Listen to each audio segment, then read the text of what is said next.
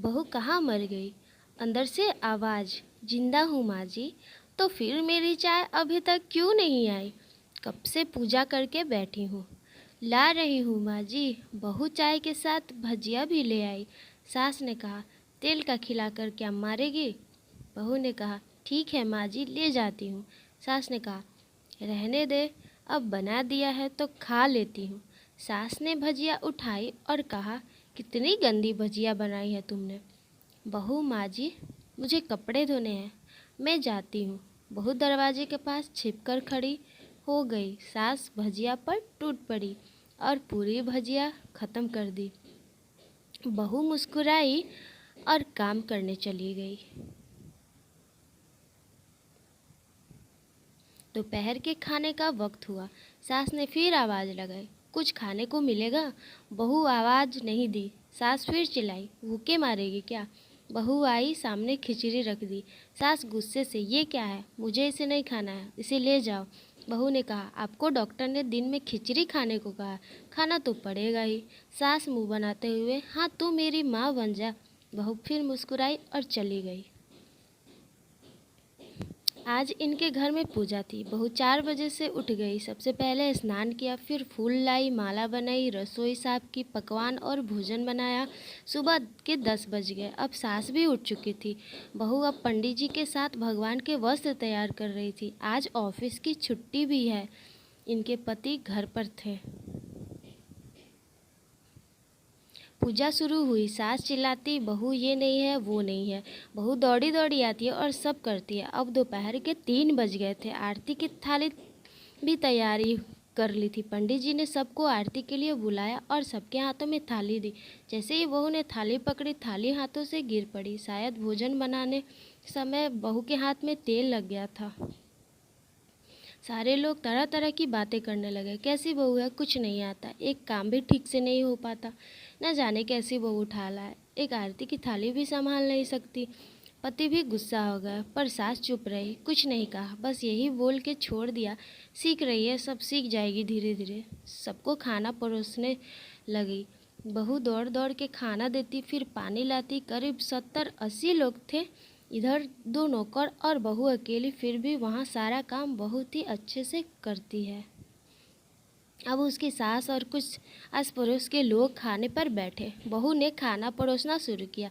सबको खाना दे दिया गया। जैसे ही पहला निवाला सास ने खाया, तुमने नमक ठीक नहीं डाला है क्या?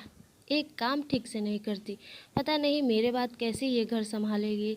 आस पड़ोस वाले लोगों ने तो जानते ही है ना साहब, वो सब बहाना ढूंढते हैं नुक्स निकालने का। फिर वो अब शुरू हो गए। दिन का खाना हो चुका था। अब बहू बर्तन साफ करने नौकर के साथ चली गई।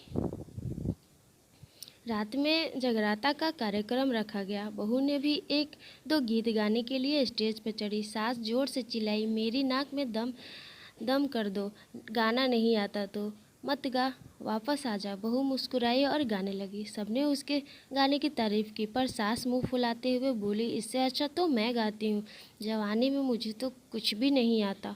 बहू मुस्कुराई और चली गई। अब रात का खाना खिलाया जा रहा था।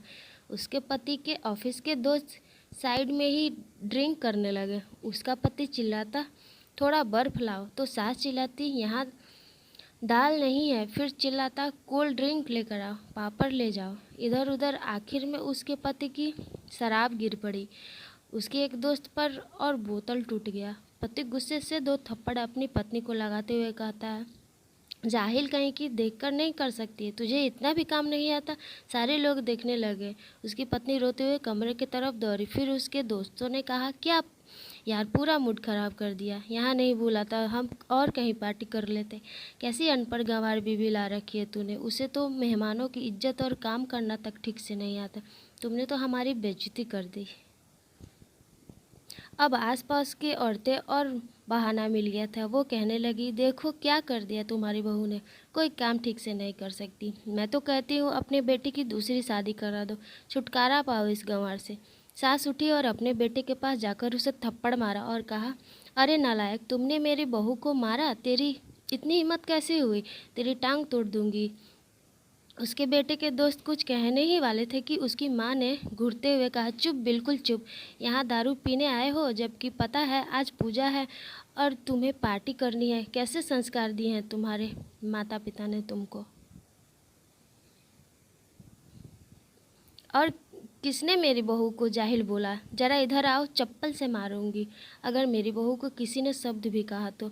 अरे पापी, तूने उस लड़की को बस इसलिए मारा कि तेरी शराब टूट गई? पापी, वो बच्ची सुबह 4 बजे से उठी है, घर का सारा काम कर रही है, ना सुबह से नाश्ता किया, ना चाय, ना खाना की खाया, फिर भी हंसते हुए, सबकी बातें सुनते हुए, ताने सुनते हुए घर के काम में लगी है। तेरे यार दोस्त को वो अच्छी नहीं लगी, जूते से मारूंगी तेरे दोस्तों को जो कभी उन्होंने ऐसा कहा। उसके यार दोस्त चुपके से घिसक लिए।